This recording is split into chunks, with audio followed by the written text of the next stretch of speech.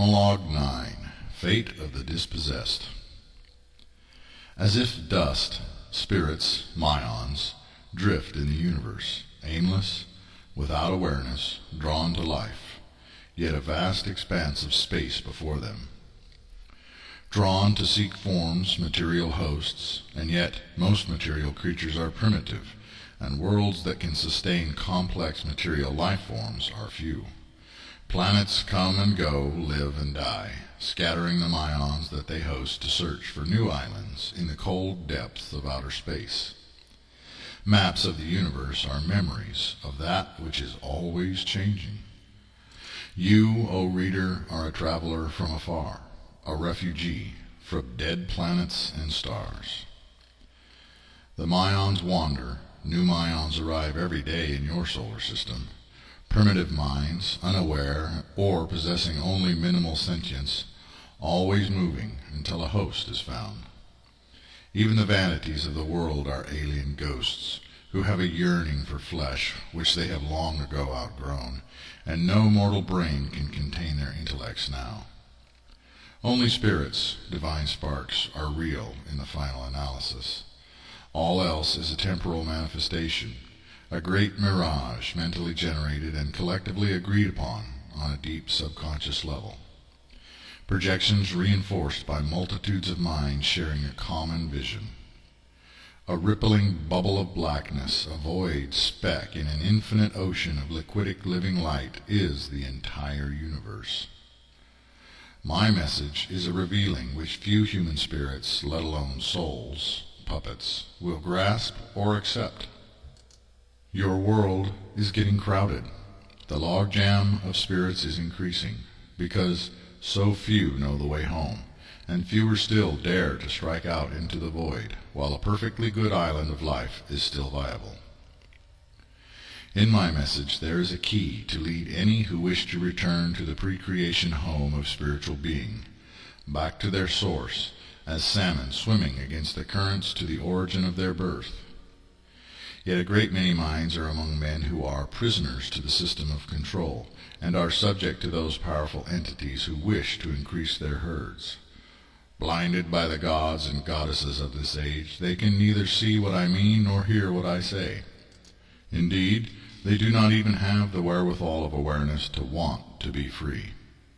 Humanity has become an institutionalized race of happy inmates, within a gilded cage of misdirection and hypnotic subservience.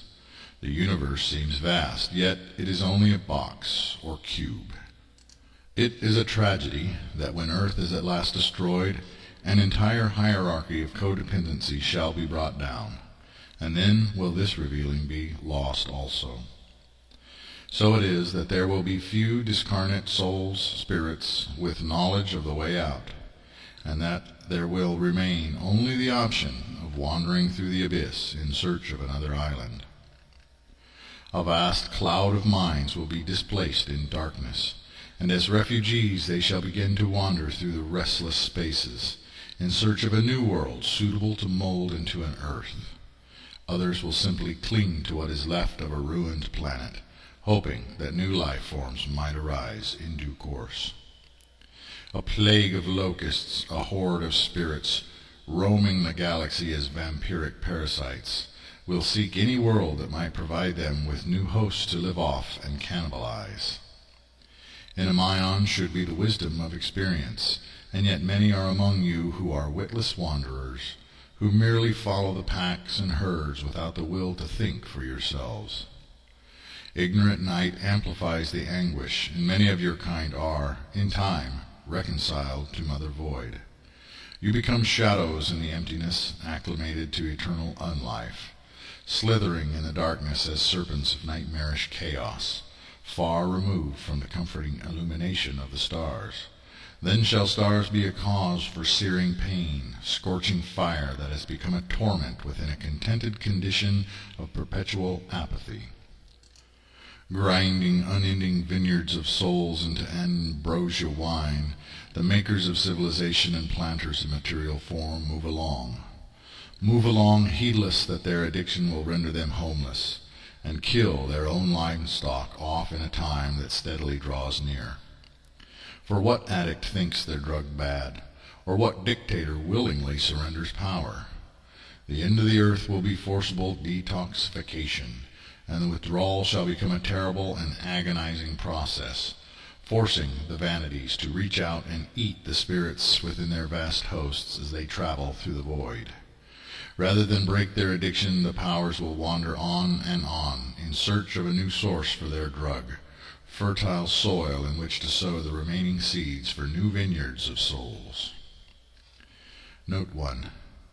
Mother Void is a reference to the ancient Sumerian myths about Tiamat, the queen of the primordial chaos, associated with the raging depths of the sea and oceans and salt water.